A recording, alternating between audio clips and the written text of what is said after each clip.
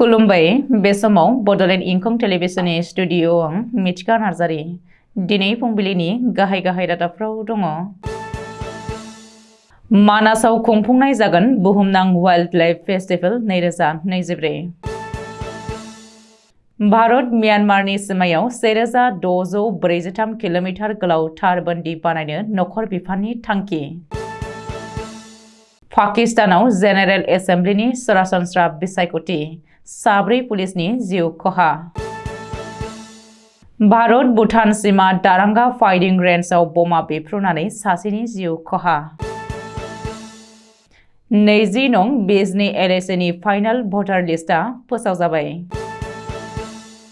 दानिया फैदोनि आबुं रादाबाव।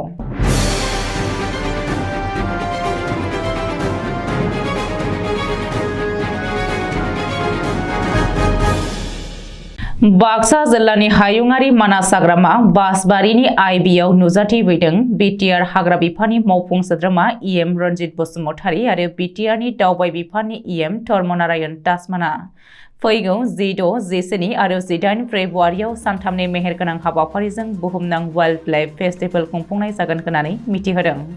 हायुङारि मानास हाग्रामा बासबारिनि आइबिआव बे बाथ्राखौ खौरांनि गेजेरजों फोरमायदों बिटिआरनि हाग्रा बिफाननि मावफुं सोद्रोमा रन्जित बसुमतारिया।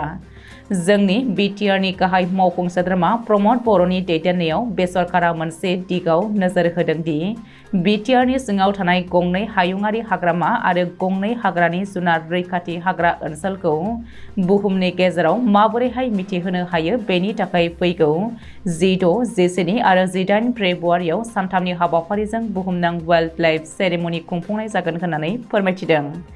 बे सेरेमनिनि गेजेरजों जोंनि बिटिआर ओनसोलाव भुमखौराङारि, समाजारि आरो रांखान्थि बिथिङाव माबोरैहाय जौगालांगासिनो दङ आरो बुहुमनि गुबुन गुबुन हादरफोरा मा रोखोमनि थांखि लागासिनो दङ बेफोरनि आन्दाज खालामनायनि थाखाय बे वाइल्ड लाइफ सेरेमनि खुंफुंनाय जागोन। बे सेरेमनियाव भारतनि गुबुन गुबुन जायगानिफ्राय सा 21 रिसार्च खालामग्रा सुबुंनि अनगायैबो इटाली, बांलादेश आरो भुटाननिफ्रायबो रिसार्च खालामग्रा सुबुंफ्रा बाहागो लागोन होननानै फोरमायदों। मणिपुर आरो मिजोरामजों नांजाबनाय भारत म्यानमारनि सिमायाव गासै 1643 किल'मिटार गोलाव हादरनाङारि सिमाखौ थारबन्दि होनानै जेरै मेरैनो हाबसनलाबायनायखौ होबथानो भारत सोरखारनि नखर बिफाना थांखि लादों। मिरुनि नखर मन्त्रि अमित शाहआ बे खौरांखौ मिथिहोदों। बेनि सिगां भारत सोरखारा म्यानमारनि नोगोरारिफोरखौ भारतनिफ्राय भिजा लायाब्ला भारतआव हाबफैनो हानाय नङा आरो मोन्नैबो हादरनि नोगोरारिफोरा ओरैनो थांलाय फैलाय खालामनो हानाय सिगांनि भारत म्यानमार गोरोबथाखौ भारत सोरखारा बोखारग्रोबाय होननानै फोरमायबावदों नखर मन्त्रि अमित शाहआ। गोबाव सम बारलांनायनि उनाव पाकिस्तानाव जेनेरेल एसेम्बलिनि बिसायख'थि खुंदों 8 फेब्रुवारि बृहस्पतिबार खालि। बे बिसायख'थि खुंनायाव थिउरियाफोरनि बमा बेफ्रु होनानै गाग्लोबनायाव पाकिस्ताननि 4 पुलिसफोरा रुंसारि जादों आरो गोबां जोखोम जादों।